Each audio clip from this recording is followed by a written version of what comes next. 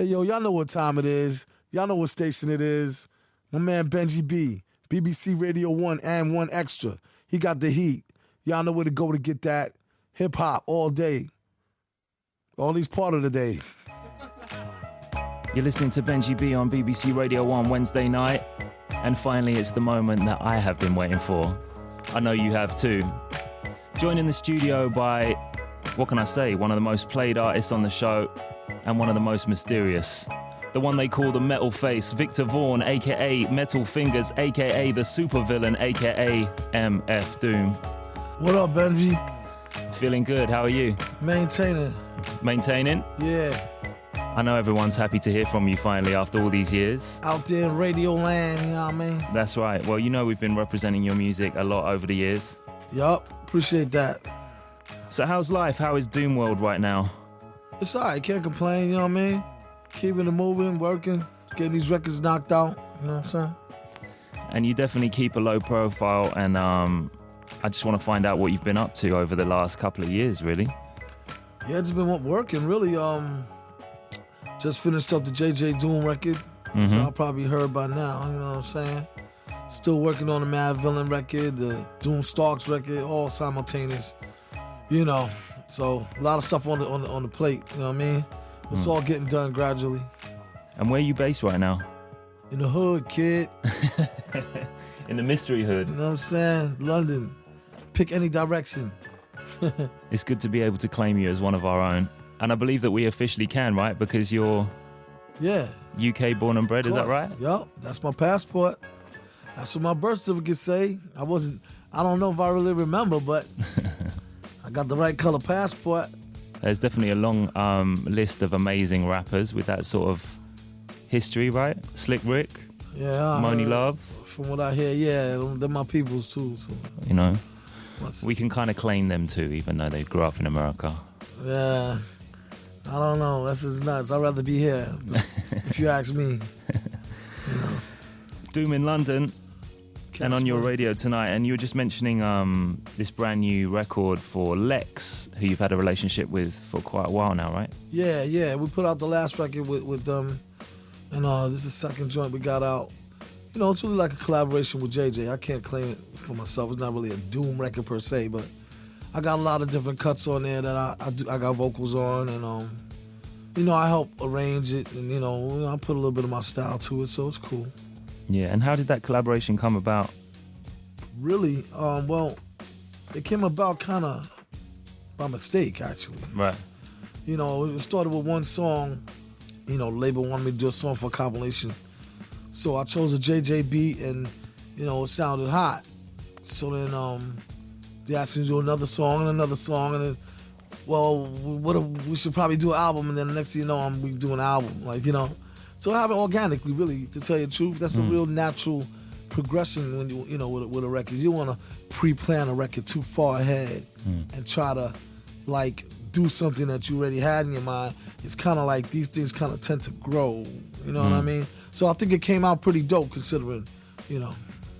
Well, let's get into a tune from that straight away. What's that track I played? Melanin? Is that right? Or it's called The Blues or something? Oh, it's called Winter Blues. Winter Blues, yeah. Yeah, one of my favorite joints. Yeah, I think that's the standout one for me at the moment. But I'm just living with the album. But that's certainly the tune that just is on repeat at the moment. So, all right. Yeah. We're gonna get straight into that. Maybe you could introduce this one for us. Yeah, this is Winter Blues off the JJ Doom record, Key to the Cuffs on Benji B, Villain.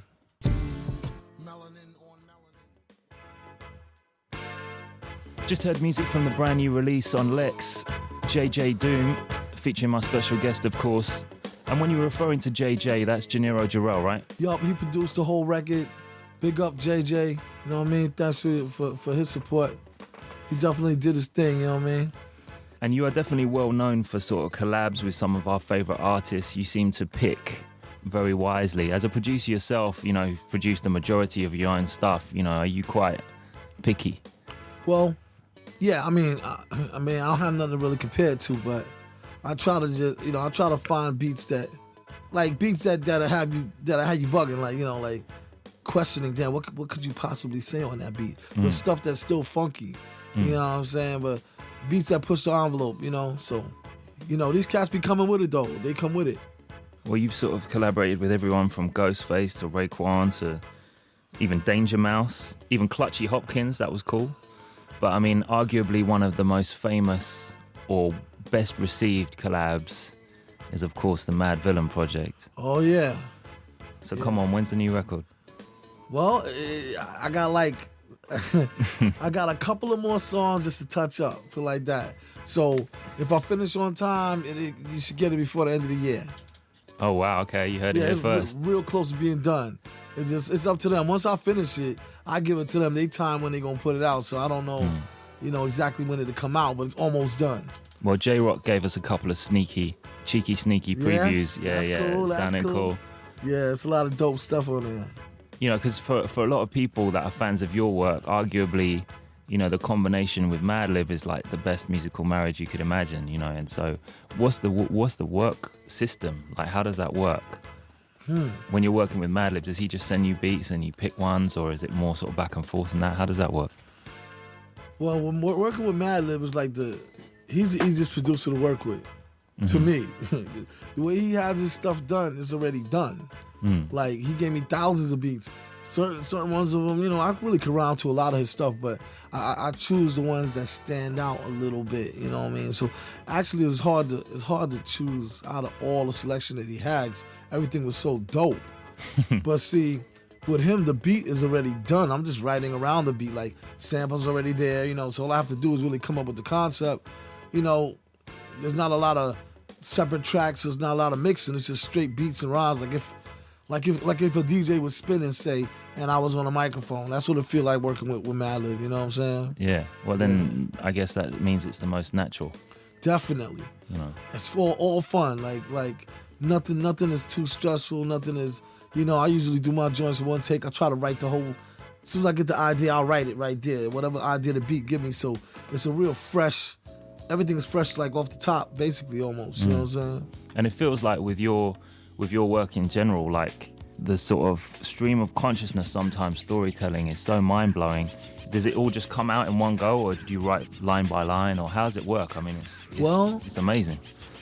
It's like, you know what I liken it to? I liken it to just joking around the schoolyard. You know, I guess, you know, you would say like you and your mates, I guess, like, you know, like after school thing where one person makes one joke and then you add on to that joke, and then somebody else comes in and say, yeah, like this, haha, and it turns into like a whole stream of jokes based like on one topic, except I'm myself and I'm my mates all in one, just joking around in my head. So each one I come up with, I'll write down, but they tend to come faster. It's just like conversation. So it's like having a conversation with yourself, but different characters. Yeah, like that old like homeless guy who's laughing to himself. He's probably doing the same thing without a notebook. You know what I'm saying? Yeah. And I mean, with such a mad, prolific amount of music out there, do you remember everything, or do you write stuff down? I mean, how does that work? It's tricky. See, it's a good question. I mean, like, I couldn't begin to comprehend how you can remember all of those rhymes. Yeah, you know, what I find is the more spontaneous the writing process, like the more it's freestyle, like basically, and then written down, and the quicker I say it, the more the brain naturally remembers the pattern. Like you know, I don't take too much time writing a bunch of them down and numbering them. I just, you know, I got a book with no lines, and it's just little pieces. So even the style of writing that I wrote it in helps the brain. The brain is an incredible, you know, it's the most incredible computer you could even imagine. So it does things that even surprise me. When it's time to do shows, say, you know, I'm on stage for an hour catching wreck, doing all the old doing stuff, Mad Villain, all like 4 different records, you know, trying to just satisfy each album. I put a couple of different records so that the crowd is like, yo, okay, at least I heard my joint off the Geedra joint or off this one. So it's like 5 records I'm doing songs off of. And you know, at the time when I'm putting the instrumentals together, it's mainly like the beat to tell me, oh, once I get the first line, it just, you know, everything just falls into place. So it's not as hard as it seems. But it amazes me though. It's like the brain. It's just the brain. I gotta give it up to the brain. You know what I'm saying? Shout out to the brain. No doubt. Extra special shout out. Couldn't do it without you. So it's basically like finding your start point, finding your launch pad, and then after that it just comes. Yep. Cool. Yep. So, I mean, for those of us that were discovering sort of Madlib towards the end of the 90s and obviously Quasimodo and his early stuff on Stone's Throw, we were also buying Doom stuff. You know, what was it? Fondlem, Bobito's label. Was it on there? The Doomsday record? Yep, Doomsday came out on Fondlem, Bobito's label. And I think it's fair to say that a lot of people that were into one were probably buying the same in the record store, definitely in the UK anyway. Word. And how did you two eventually find each other? Like, how did you connect, you and Madlib? The way I remember it, the way it happened was, at that time, I guess Doomsday came out and it was starting to make waves, and it was, you know, so I was getting like requests from different artists, different producers to do collaborations. So I think it was Egon from Stone's Throw reached out, you know, to the management and got, you know, and that's what really how I hooked up. He's like, yo, this cat Madlib want to work with you, you know. Then I was like, Madlib, I wasn't familiar with his stuff at the time, you know. So I did a little bit of research on his stuff, asked a couple of people, and he had good rep. So, you know, after that, it was really history. Flew out there, met up with him, and it's like my brother ever since, you know what I'm saying? My long-lost cousin, you know what I mean? Well, if you're not familiar with what we're talking about, let's remind you we're going to get into 2 tracks back-to-back from the Mad Villain album next on Radio 1. Madlib and my special guest, Doom. This track is Accordion. All right. Have a nice dream, she only let him stick her head in.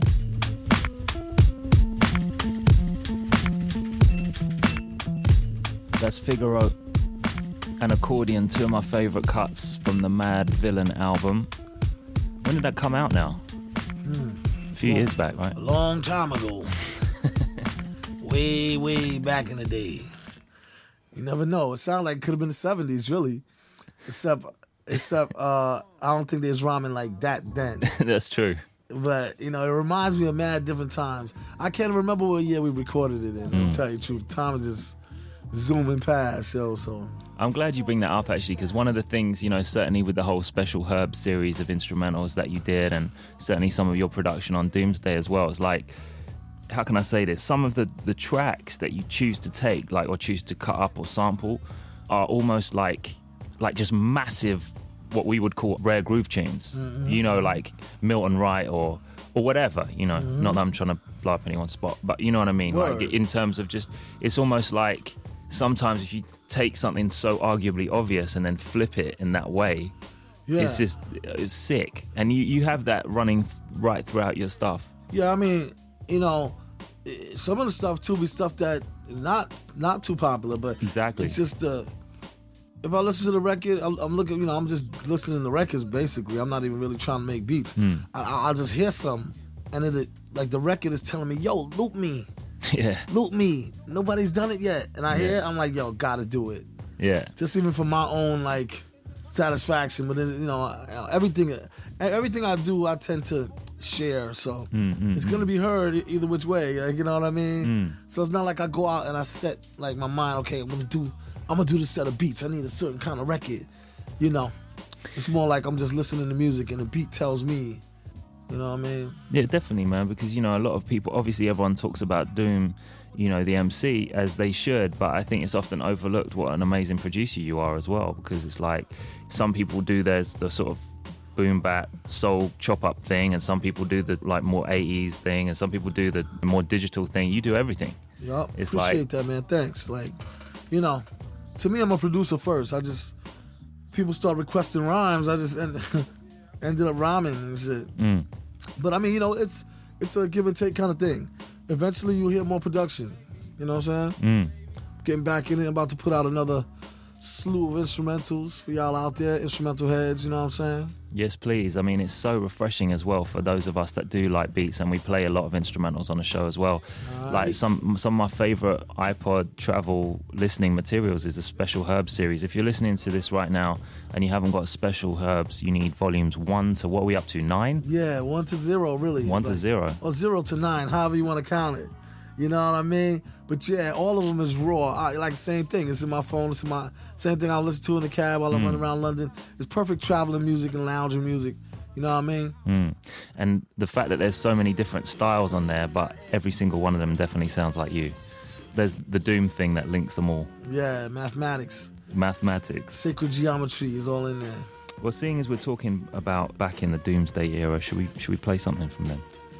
You want to play something from that record? No doubt. What should we play? I don't know, let me think. What's one of my... I would say the title cut. Doomsday. You have to, really. Got to play that. That's that joint. Stone Cold classic. Yeah. All right, how about this? How about we play Doomsday and then the mic? Oh, the mic is another interesting one. Yeah, both of them have the instrumental thing where, you know, it's a memorable sample with drums that are like hip hop drums, just standard joints. One of them, the mic that you mentioned, well, I'm not gonna mention where I got the loop from, but y'all will know. But the drums came from the mic, Rakim joint, and the drums on Doomsday is Poetry BDP. So if you think about it, it's old school blends when, you know, DJs will blend a hip hop joint with an R&B joint. That's where that style comes from. You know what I mean? And I'm sure a big nod to some of your favorite records as well. Word. Yeah. Do you want to introduce these two for us? Because I can't introduce a Doomsday when I've got Doom in the studio. All right, yo. It's a super villain. Back at you. Y'all know how it is. Me and Benji B in here reminiscing. This is Doomsday, followed by the mic from the Doomsday record. Operation Doomsday. Check it out. Mic check.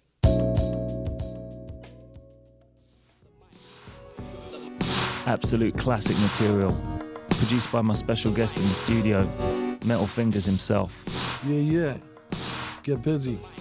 Operation Doomsday, absolutely essential for any music fan. Make sure you pick that up. And in actual fact, I just noticed they've sort of put the remastered digital one up for download that's like the complete. Yeah. Where you get everything. Yeah, you get everything. Rough mixes, you get a couple of little treats in there. Remastered, a little bit clearer. Dope. Real dope. Very dope, especially for people like me that wasted hours and hours recording in the vinyl. Because you know, back when you were releasing that, that's the only way you could get that music, but it's now available everywhere for everyone, which is great. Yeah, no doubt. And seeing as we're talking about the sort of background, we've already established you're originally from the UK, but I wondered if you could give us a little history, you know, because we already know you're an amazing artist, but you have serious stripes in hip-hop as well. Thanks, KMD. Man. Appreciate it. You want to talk about KMD a bit? Well, KMD, that's the crew. Started with KMD. I know a lot of y'all old school heads remember that. You know, basically me and my brother Sub Rock, KMD, we still rap. Not really much more to say about that, you know what I'm saying? Well, there's a pretty classic album, man. What's my album? What's that track called? Mr. Hood. Yeah, Mr. Hood was retarded. Mr. Hood was one of those, like, you know, there's certain hip-hop records that you only remember. The reason I stalled there for a minute was because there's certain hip-hop records that you only remember from the cover.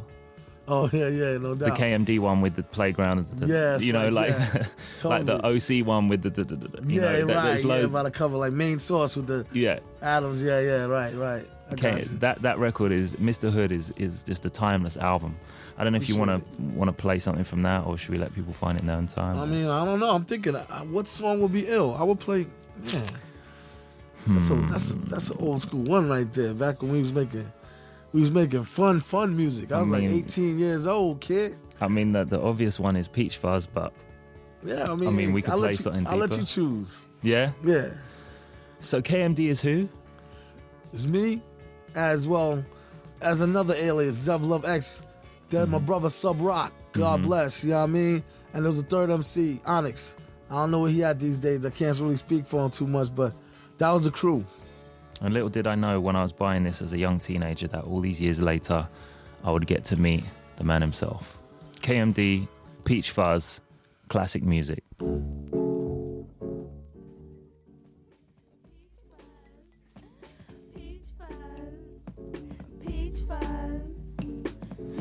So taken from the classic LP, Mr. Hood, that's KMD, track called Peach Fuzz.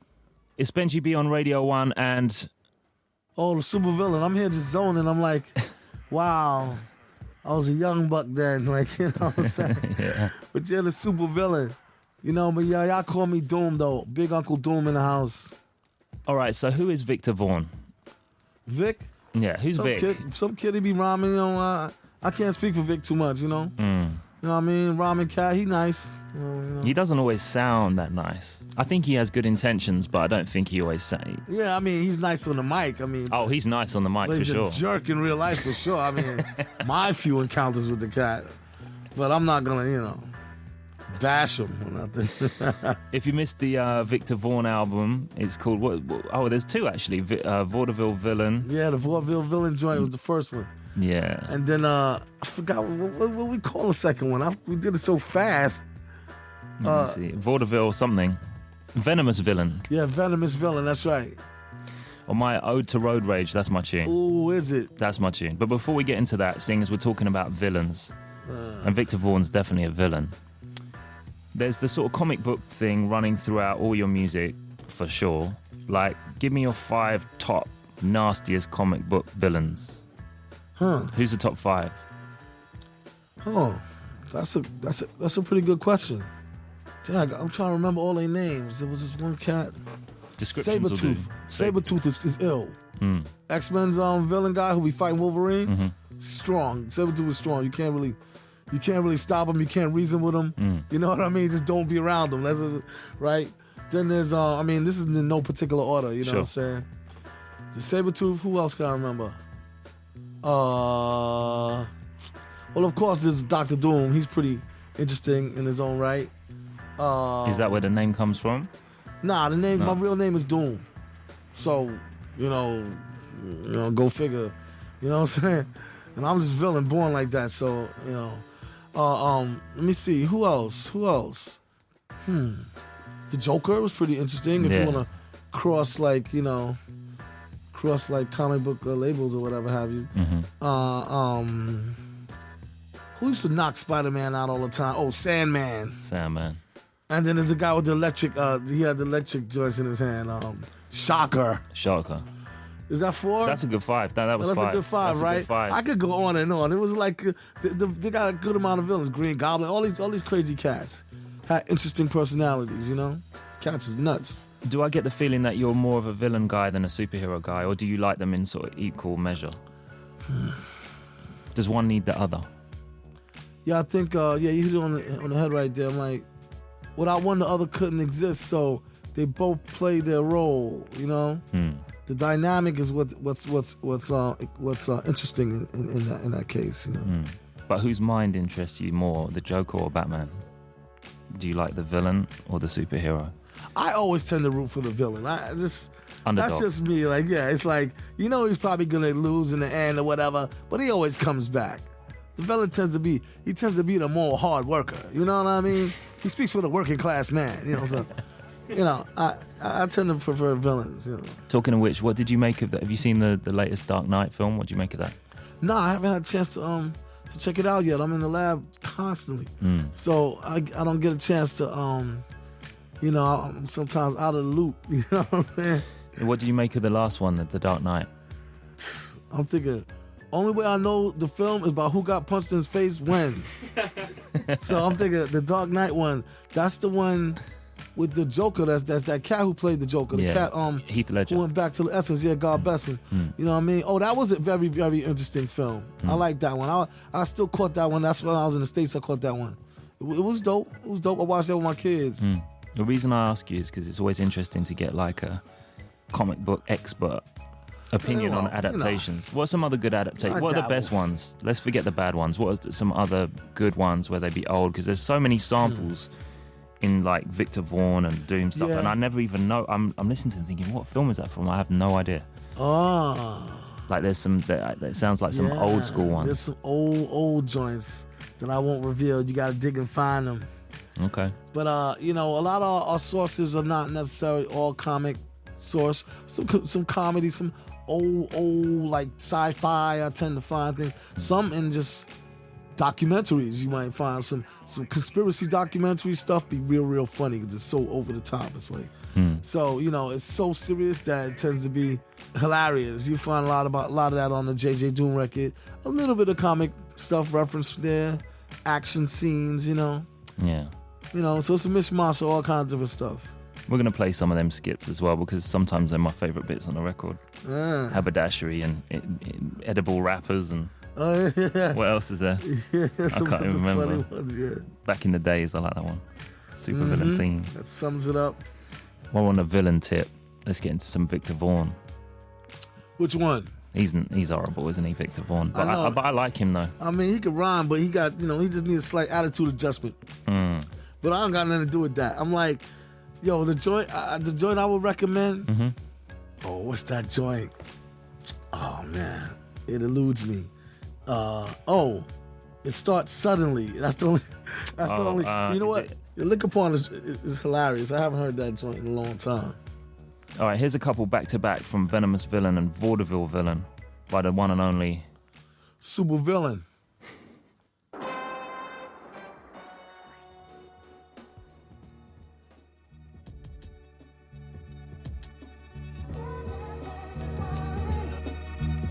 music from Vic. Yeah, good old Vic. I mean, there's pseudonyms and then there's pseudonyms. We know him as Doom, but what else might we know you as? It depends on who you're speaking to. You know what I'm saying? Super Villain, Metal Fingers, you know what I'm saying? That's who's right here right now. You know what I mean? My man Vic, he do his thing. He's down the same label a little bit. You know, young cat, he do his thing, so I give him his props. King Ghidra is another one. I speak for Ghidra here and there. Depends on when you want to come through. And that's mainly it. One of the things all these characters have in common is they're all amazing storytellers. And it seems like that's one thing that I really respond to, certainly in hip-hop, in music in general, actually. But are there any MCs from when you were coming up that you viewed as great storytellers? Oh, yeah, definitely. First of all, thanks for the compliment. I mean, I just do my best, you know what I'm saying? There's a lot of greats that I learned from. There's a lot of cats that was just nasty. Like, when you think about it, you could bring it back to the days of Busy B. Like, there was always a story in rhymes, you know what I'm saying? Even if they may seem to be more freestyle-y or tend to be more written rhymes, there may be a story in the middle of the verse. Like, you know what I'm saying? Some MCs have put whole stories. Slick Rick and them started coming out with the whole song is one story. You know what I mean? It started to be more organized. You know, of course, Slick Rick is a big influence. One of my favorite MCs. Yeah. You know, like how sudden out of nowhere he'll come with a story, and it'll be so crazy that like, how did you think of that? Like, yeah. Like, I mean, everyone can picture Mona Lisa going to buy a slice of pizza. Yeah, no doubt. It's like going right in there. You could open up a pizza shop like that right now, call it Mona Lisa's, and but of course, Slick Rick, Ricky D, and Rakems, the Rakems of the world. You know, there's a lot of different cats, so numerous, too numerous to mention. KRS-One, of course, had ill stories since the Criminal Minded days to now. You know. Just Ice is another one. He have bug stories and all in mixed up. You know, LaToya and these things. The classic beatbox story. When you're talking about a girl, is certain things are just staple points to New York hip hop, or hip hop in general, I should say. It's really a worldwide thing, so I don't want to confine it to any border. You know what I mean? For sure. I'm sure people over here appreciated it when it came out. You know, so I mean, I could go on and on. Even Curtis Blow has some story rhymes. Run DMC even. Keep back and Chiba inside my locker. Go to school every day. You know, it's like you can see him. You know, when you can envision, just before the days of video, so you had to envision what you were hearing in your imagination. So you know, the story part of it was very, very entertaining. You know what I'm saying? I get that from your music, whether it be drawing on a real life experience or a fantasy character experience or whatever. I'm in it from the start to the end, wherever it ends up. And I love that, because a lot of times music heads get into music because they feel the beat, and that's fine too. But when you have a combination where you're actually listening to every word, it's like a cinematic event. It's like a theater. Very cinematic. Yeah, I try to fill in the blanks there where it's like, yo, how much can you entertain the ear and the brain? So even a blind person could enjoy the music and see what's going on without having to watch a video on YouTube. I mean, YouTube and all that's cool too, MTV and these different videos. But I'm like, to to play a video first, and first thing you do is see the video, then you hear the music, and then it's like seems seeing the movie before backwards. you read the book, right? Yeah, that kind of thing. Yeah. So and it's good to use your brain. Like I say, the brain comes up again. You want to exercise that muscle. So back when we used to listen to records and there was no videos, you had to flip your tape over in your Walkman. Then they came with the little button where you could hit the button and it automatically go to the other side, which was cool. But you still had to rewind the song, like, so, all that part is part of the experience, you know what I mean?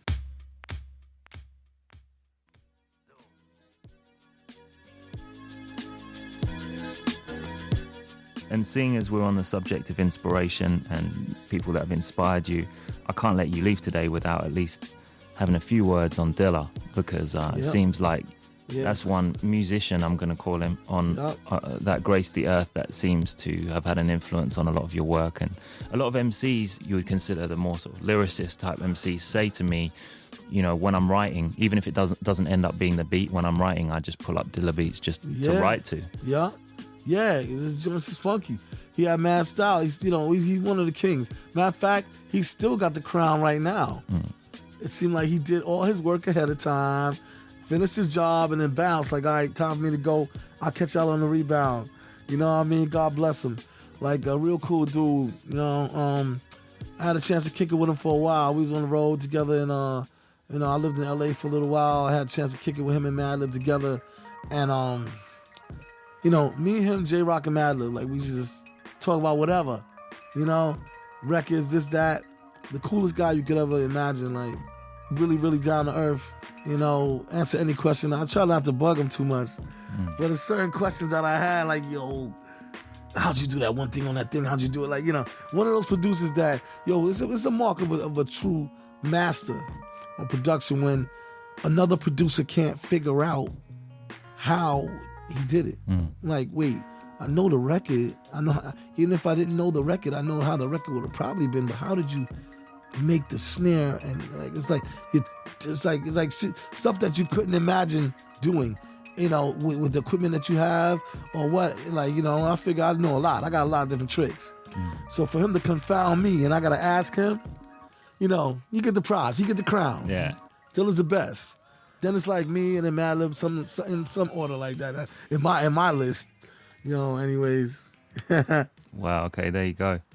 The thing is with Dilla, it's great that you, amongst other people, but you especially are letting the music live on through your records, especially on the last one, Born Like This. Right, I think the song that best sums it up is Gazillion Ear. Oh, that's right. My tune. Forget it. Heard that beat. Well, you killed me with that one because you used two of my favorite beats. Yeah, because Dilla heads know all of the they beats, know the catalog, right? And so they're just being ticked off one by one. And, and those were two. When it switches in the middle. Yeah, back to back. Like the beat tape I got, it was like that. Like it went from one to the other. Like so, I just sweat. I just kept it the same, and ripped it, and then went back to the first beat at the end. But he had a couple of joints. I ripped some joints that nobody heard yet too. So yeah, exactly. So there's some new stuff that's coming out still. Like I say, he's a true master. God bless him. All right, or maybe we should get into two tracks back to back from that with a Dilla theme. Let's play Gazillion Air. You even got the Dilla beats. Yeah, that's classic. That's too. And we're gonna play that, and then we're gonna play Lightworks. Oh, Lightworks is hot too. Word. Yeah, that's cool. On Lex Recordings, from the album Born Like This, special guest is Doom and Dilla.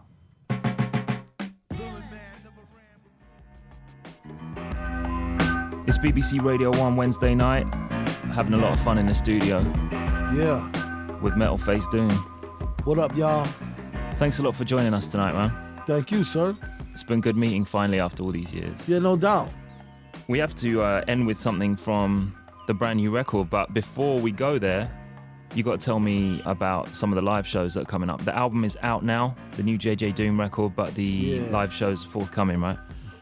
October 12th, I think we're doing Forum. That's going to be a very big show. Oh, yeah? Yeah, that's Madlib. Oh, that's right. That's that one. All right. Junior Roosevelt. How's the venue? I never, It's a classic venue. It's a really old school venue. It used to be called Town and Country Club back in the day. And right. when I was a kid, I saw everyone there from, boy, I don't know, Big Daddy Kane, then through to Tribe Called Quest, Pete Rock and CL Smooth, Jeru. I mean, there's been some classic, memorable performances there. It's like a classic live venue. Good. Looking forward to destroying it. Yeah. That's the Forum, 12th of October. And beyond JJ Doom, we already know that you live in the lab and you can be found anonymously wandering the streets of London town. Yeah, you might find me in your local electronics store, or like, you would never know though. You would never know. All right, so what can we expect sort of after JJ Doom? What's coming? Like I said, I got the next Mad Villain joint should be the next one done, in my estimation. I was on the road with Tony Starks, of course, Ghostface Killer, Wu-Tang. Now that and big up is the combination of all combinations. Yeah, I know, man. Yo, you already know, when it comes to MCs, forget it. Like Doom and Starks. His ideas is out the frame, so I had a chance to kick it with him. We're getting real close to finishing that one. But I can't gauge which one will be done sooner. It's like they're both being done simultaneously. So I might get an idea for one and I'll jump on it, or an idea for another one and get on it. You know what I'm saying? I got a beat from your man Earl Sweatshirt. Oh, cool. Yeah, our Future Cat, you know what I mean? I just got up on their music, you know what I'm saying? He shouted me out, so I'm shouting him out. Big up Earl. You know what I mean? I'm gonna have that Ron Feast soon, my dude. And, I've been working with a lot of cats, like, my man Jay Elect. Me and him, you're gonna hear something from me and him probably pretty soon. That's my dude, too. So, I'm just keeping it moving, producing, hooking up ill duets, trying to bring the best out of a lot of MCs that don't got the ammo or might need some ammo. You know what I'm saying? On the beat tip, on the skit tip, putting records together that are good, well-rounded records that people can enjoy from beginning to end and you can ride to. You know what I mean? Yeah. Mr. Doom, thank you very much. No doubt, Mr. B. Any shout-outs you want to do before you jump off? Give a shout-out to Lex Records. Give a shout-out to all the hoods out here. Big up. You know what I mean? My G. Shorty Whip Wop. Y'all know what it is. I got your bread too, kid. I got your bread. Yo, get at me. Yeah. Wednesday night on Radio 1. Blessed by the presence of the one they call Doom. Yes, sir. New York to London. Big up.